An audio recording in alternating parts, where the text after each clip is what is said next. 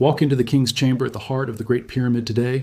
After climbing through more than 100 meters of ancient passageways, past granite plug blocks and ventilation shafts and chambers built to redirect the weight of a mountain of stone, and you arrive at the one thing this entire building was supposedly made for. A sarcophagus, carved from a single block of dark granite, too wide to have been carried in after construction, meaning it had to be placed inside the chamber walls while the pyramid was still being built around it. And it is empty. No mummy, no lid, no jewelry, no canopic jars, no funerary text carved anywhere on its surface. If the Great Pyramid of Khufu was built purely as a tomb, in the simple sense most of us picture when we hear that word, a place to hide a body and its treasure away from the world, then it might be the most spectacular failure in the history of engineering, a 20-year, 2.3 million block, 80-ton granite project that ends in an empty box. But that's not actually what happened here, and once you understand what these structures were genuinely built to do according to the ancient Egyptians' own words, carved by their own priests, in their own religious texts, you'll realize the word tomb was never really doing this building justice in the first place. Before we get into that, one honest note. You may have seen videos claiming an AI system, sometimes named Grok, has just revealed some brand new secret truth about pyramid purpose that overturns everything historians believed. No credible Egyptological source has published anything like that. What follows instead is what actual archaeology, actual hieroglyphic translation, and actual excavated evidence has shown for decades, and honestly, it's more unsettling than any AI headline could be. Let's start with a basic linguistic problem, because it sits underneath this entire mystery. When modern English speakers hear the word tomb, we picture a static container, a place where something ends, a grave, but the ancient Egyptian word most closely associated with the pyramid, emer, likely relates to the concept of ascension or place of going up, not a place of ending. The Egyptians didn't build these structures to store death. They built them to process it, actively, like a machine performs a function, converting a mortal king into something that could exist forever among the stars. This isn't a fringe modern reinterpretation designed to sound dramatic for a video title. It's the standard academic language used by leading Egyptologists themselves. Bob Breyer, the American Egyptologist known for his mummification research, has directly called the pyramid a resurrection machine. Zahi, Hawass, and Mark Lehner, in their own major reference work on Giza, describe the pyramid as the place of ascension and transformation of a god king. German Egyptologist Jan Assmann built an entire academic career around the idea that the pyramid's sheer height functioned symbolically and literally as a pointer to the heavens. None of these are alternative history claims. This is the actual, published, peer-reviewed consensus, and it's wilder than most of what gets invented online because it means the pharaohs of Egypt spent their nation's wealth for generations building something closer to a spiritual engine than a mausoleum. To understand why they thought a body even needed a machine like this, you have to understand that Egyptians didn't think of a person as having just one soul. They believed in several distinct spiritual components that all had to survive death and function properly together, or the whole system failed. There was the Ka, a kind of life force or double born alongside the person and requiring constant nourishment even after death, which is exactly why priests kept physically delivering bread, beer, and meat offerings to dead kings for generations. They were feeding a real, ongoing entity in their belief system, not performing an empty gesture. There was the Ba, often depicted as a human-headed bird, which could actually leave the tomb and travel during the day before returning to the body at night, meaning the corpse itself had to remain intact and recognizable, or the Ba would have nowhere to return to.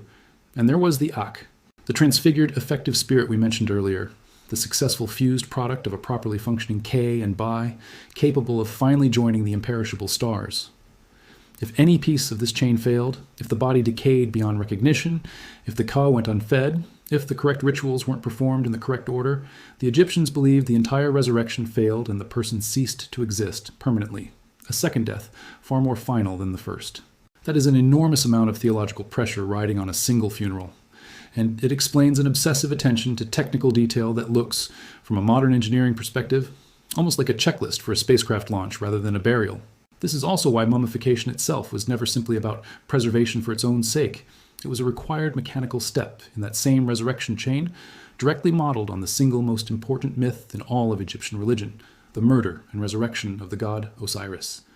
According to that myth, Osiris, Egypt's first divine king, was murdered and dismembered by his jealous brother Seth, his scattered body parts painstakingly gathered and reassembled by his wife Isis and her sister Nephthys, who then used magical rites to briefly reanimate him long enough to conceive an heir before he descended to rule permanently over the underworld as Lord of the Dead. Every single mummification, Every royal funeral was staged as a direct reenactment of that myth, with priests literally taking on the ritual roles of Isis, Nephthys, and the jackal-headed god Anubis during the embalming process itself. The internal organs weren't simply discarded as medical waste, they were removed, individually preserved, and placed under the specific protection of 4 minor deities known as the Sons of Horus, each guarding a different organ inside a dedicated canopic jar, because in this belief system, a body was only complete and only resurrection ready if every single component was accounted for and properly protected. The famous opening of the mouth ceremony, performed on the finished mummy using a special ceremonial blade shaped like the star constellation the Egyptians associated with rebirth, was believed to physically restore the senses to the dead, allowing the king's spirit to see, breathe, eat, and speak again in the next world. Egyptians performed this same ritual not just on mummies, but on statues and temple images too, because to them, a properly activated statue could genuinely house a portion of a person's K.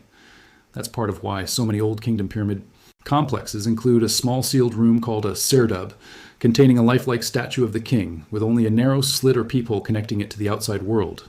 A permanent physical backup vessel for the royal K to inhabit if anything ever happened to the mummy itself. So what was this engine actually supposed to do? The clearest surviving answer comes from a set of religious writings called the pyramid texts. And here's a detail that surprises most people who assume every pyramid was covered in hieroglyphics. The Great Pyramid of Khufu, along with Khafre's and Menkawer's pyramids beside it at Giza, contain no written texts on their interior walls at all. Total silence, carved stone, nothing else. The pyramid texts weren't actually discovered until French Egyptologist Gaston Maspero broke into a much later, smaller pyramid at Saqqara in 1881, built for a pharaoh named Unas roughly 300 years after Khufu's reign, and found its interior walls covered floor to ceiling with columns of hieroglyphic spells, the oldest surviving religious literature in human history, older than any line of the Bible, the Torah, or the Vedas. Scholars studying the language and theology of Unas's texts quickly realized these spells felt ancient even by his own era's standards, clearly drawing on centuries of oral and ritual tradition that had existed, unwritten or lost, since long before Khufu's time. In other words, the Great Pyramid was very likely operating under exactly the same belief system a full 3 centuries earlier. We simply don't have Khufu's copy of the instructions, only the later pharaohs. What those instructions actually contain reads less like scripture and more like an operations manual. Utterances meant to protect the king's body from decay, to guide his spirit past hostile demons and guardian gods in the underworld, to transform him into a being called an Ak, a kind of luminous, effective spirit capable of climbing a ladder into the sky, riding smoke from incense upward, or boarding the sun, God Ra's own solar boat to sail across the heavens forever. The spells even specify destinations, telling the king to aim for the imperishable stars, the ones near the northern pole that never set below the horizon, and therefore, to Egyptian eyes, never die. This is the real reason those narrow shafts inside the Queen's chamber, the ones a robot discovered sealed behind a stone door back in 1993, are believed by many researchers to align precisely with Orion's belt and the ancient pole star Thoban. They weren't structural accidents. If the religious texts are any guide, they were meant to be launch trajectories. And this is where an earlier discovery from this exact investigation suddenly connects in a way most documentaries never bother to point out. That same sealed door found deep in the Queen's chamber shaft, the one fitted with 2 strange copper loops that baffled researchers back in the 1990s, has a very specific answer sitting inside the pyramid texts themselves. Utterance 220, one of the actual surviving spells from Unas's pyramid, reads almost exactly like a description of that door, declaring that the 2 doors of the horizon are open and its bolts slide. Researchers examining the copper loops on the real physical door discovered that they closely resemble the sliding bolt mechanisms of genuine ancient Egyptian door locks, not decoration, not electrical components, as a few fringe theories once claimed, but a symbolic representation of exactly the kind of cosmic door the religious texts describe the king's spirit passing through on its way to the stars. A 4,500-year-old religious poem and a 4,500-year-old sealed stone slab, discovered independently by completely different researchers, centuries apart, describing the exact same imagery. That's not speculation stitched together to sound dramatic for a video. That's 2 independent lines of hard evidence lining up. Then there's the boat. In 1954, an Egyptian archaeologist named Kamal el-Malak was clearing debris along the southern base of the Great Pyramid when he noticed a line of enormous limestone blocks sealed with mortar that had clearly never been disturbed since construction. Beneath them lay a rectangular pit, And inside that pit, carefully disassembled into 1,224 individual pieces of Lebanese cedar wood, sat an entire full-sized ship. Not a model. A real, seaworthy vessel over 43 meters long, complete with oars, cabins, and a canopy, deliberately taken apart and packed into the pit, in a specific order clearly intended to allow it to be reassembled. It took Egyptian restorer Ahmed Youssef Mustafa nearly 14 years, working essentially like an enormous 4,500-year-old puzzle with no instructions, to piece the entire ship back together using nothing but the internal logic of how the wooden pieces interlocked. It now sits on permanent display near the pyramid. A second, still-sealed boat pit was discovered nearby using non-invasive scanning equipment, deliberately left unopened out of concern for preserving whatever fragile timber remains inside once exposed to open air. Why would a tomb need a functioning ship? Because, according to the exact religious texts we just discussed, the king's spirit was expected to sail across the sky each day alongside the sun god Ra aboard his solar bark, and so his followers buried him with an actual physical full-scale boat, ready and waiting for that literal cosmic voyage. This is not folklore invented by later writers looking backward. This is a real object, excavated, documented, restored, and sitting in a museum you can walk into today. Even the pyramid's shape carries this same meaning. The smooth, sloping triangular form we recognize instantly wasn't a random architectural choice, and it wasn't the original design either. Egypt's very first pyramid, built at Saqqara for Pharaoh Djoser around 2648 BCE by his architect Imhotep, the same legendary figure Zahi Hawass has publicly hoped to find the lost tomb of, was originally built as a stepped structure, 6 giant stacked platforms shrinking as they rose, resembling nothing so much as a physical staircase reaching toward the sky. Only later, under Pharaoh Sneferu at Dashur, did Egyptian builders experiment with smoothing those steps into a true, flat-sided pyramid shape, first failing dramatically with the structure now called the bent pyramid, whose slope had to be awkwardly reduced partway up construction after engineers realized their original angle risked collapse, before finally succeeding with the Red Pyramid, the first true smooth-sided pyramid in history.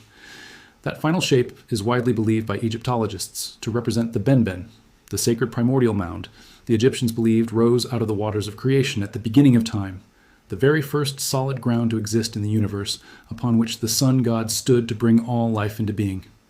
The capstone placed at the very top of these pyramids, called a pyramidion, was likely coated in gold, or a gold-silver alloy known as electrum, meaning that at sunrise, the very tip of the Great Pyramid would have caught the first light of day and blazed like a small second sun.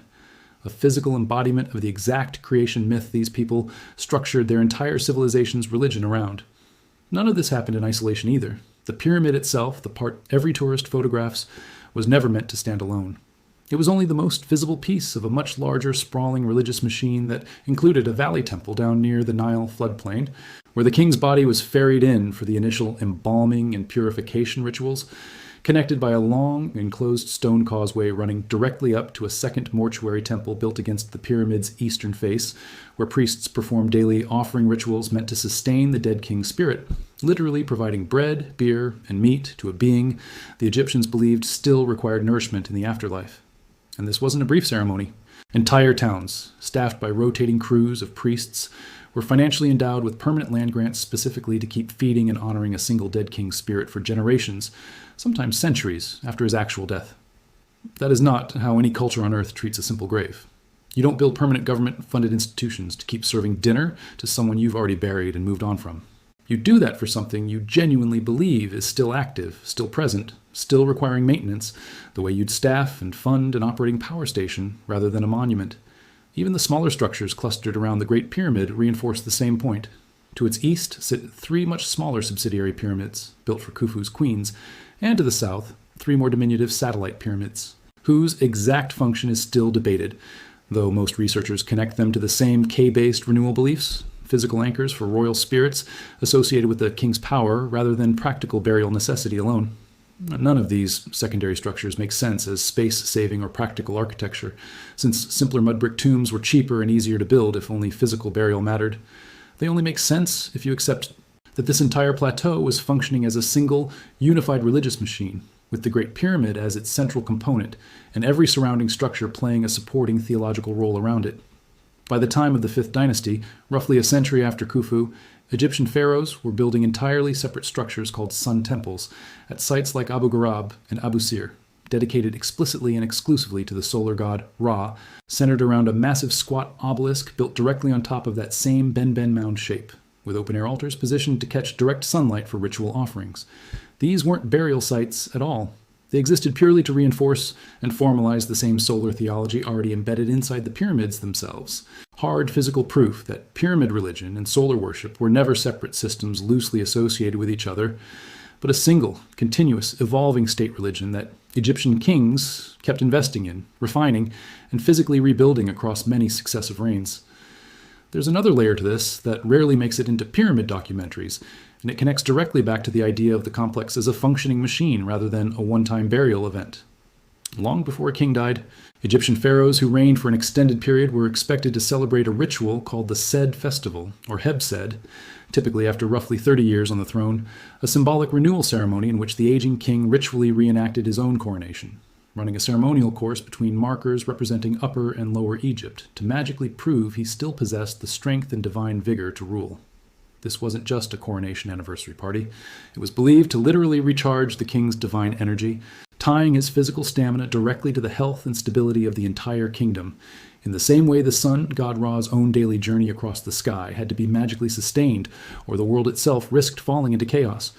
Remarkably, when archaeologists excavated Djoser's step pyramid complex at Saqqara, the very first pyramid ever built, they found an entire enormous stone courtyard constructed purely for a Sed festival, lined with dummy chapels representing the shrines of Egypt's various provinces.